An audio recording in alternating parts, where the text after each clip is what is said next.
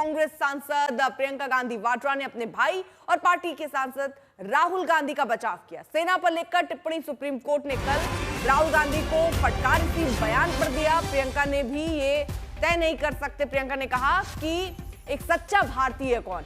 सरकार को चुनौती देने के लिए सवाल पूछना ये विपक्षी नेता का काम है, उनका कर्तव्य है। मेरा भाई सेना के खिलाफ कभी कुछ नहीं कहेगा, वो सेना का सर्वोच्च सम्मान करता है, इसलिए ये एक गलत व्याख्या है। कि देखिए इससे बड़ी बात क्या हो सकती है कि एक नेता के लिए सुप्रीम कोर्ट इस तरीके की। देखिए, कौन सच्चा भारतीय है, कौन सच्चा भारतीय नहीं है, ये तो मुझे लगता है कि मतलब न्यायपालिका के प्रति पूरे आदर के साथ कह रही हूँ कि ये तो उनके दायरे में नहीं होता डिसीजन। ये कोई जस्टिस तो नहीं तय करेंगे। दूसरा, राहुल जी ने हमेशा आर्मी का, सेना का आदर किया है। उनके दिल में उन सेना के प्रति, सैनिकों के प्रति, उनके अफसरों के प्रति पूरी तरह से आदर है। और हर भाषण में जब भी बोलते हैं, जब भी उनका हम कुछ भी भाषण या कोई भी टिप्पणी सुनते हैं, उसमें वो आदर बहुत स्पष्ट दिखता है। जो लीडर ऑफ ऑपोजिशन होते हैं, जो नेता प्रतिपक्ष हैं, उनका जो कर्तव्य है वो ये है कि सरकार से सवाल पूछना। ठीक है, ये उनका कर्तव्य है, तो वो अपना कर्तव्य निभाते हैं। जब सरकार से सवाल पूछते हैं, उनको पसंद नहीं है, वो जवाब नहीं देना चाहते, इसलिए ये सब चीजें वो कराते हैं।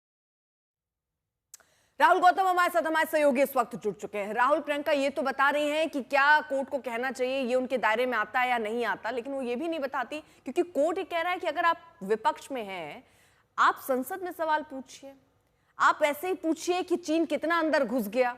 लेकिन अगर आप ये बता रहे हैं कि 2000 वर्ग किलोमीटर या जो भी उनका आंकड़ा था कि इतने दायरे में घुस गया चीन, तो इसको लेकर ही तो फटकार लगी है। देखिए, कांग्रेस का ये कहना है कि राहुल गांधी ने ये बात ऐसे हवा में नहीं कही। उन्होंने लद्दाख का दौरा किया, वहां पर जो लोकल से उनसे बातचीत करी। उसके अलावा जो तापिर गांव है, जो कि अरुणाचल प्रदेश के सांसद हैं बीजेपी के, उन्होंने भी फ्लोर ऑफ द हाउस ये बात कही कि चीन ने 50 से 60 किलोमीटर जमीन कब्जा ली है।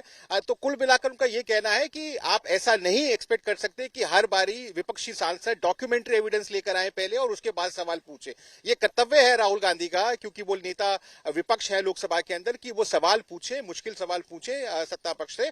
और ये इसमें कतई इसमें किसी को कोई दिक्कत पेश आनी नहीं चाहिए। और इसी भाव में प्रियंका गांधी ने आप एक तरीके से कहते अपने भाई का ना सिर्फ बचाव किया, उन्होंने ये भी कहा है कि मेरे राहुल गांधी के अंदर पूरा मान सम्मान है उनके मन के अंदर आर्म फोर्सेस के लिए। और केवल क्योंकि वो सरकार से सवाल पूछ रहे हैं, ऐसे में न्यायपालिका ये तय नहीं कर सकती।